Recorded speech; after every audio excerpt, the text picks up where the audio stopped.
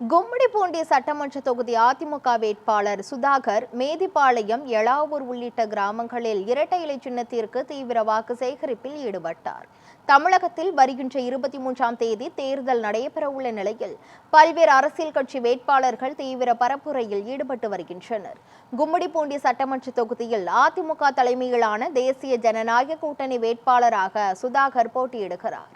இந்த நிலையில் மேதிப்பாளையம், எளாவூர், நரசிங்கபுரம் உள்ளிட்ட கிராமங்களில் தேசிய ஜனநாயக கூட்டணி கட்சி நிர்வாகிகளுடன் சென்று திறந்தவெளி வாகனத்தில் இரட்டை இலை சின்னத்திற்கு வாக்கு சேகரித்தார்.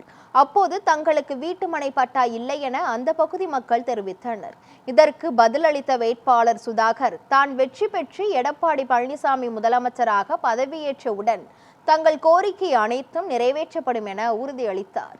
இதனைத் தொடர்ந்து வேட்பாளர் சுதாகருக்கு கிராம மக்கள் மாலை அணிவித்து ஆரத்தி எடுத்தும் மேலதாளங்கள் முழங்க உற்சாக வரவேற்பு அளித்தனர்.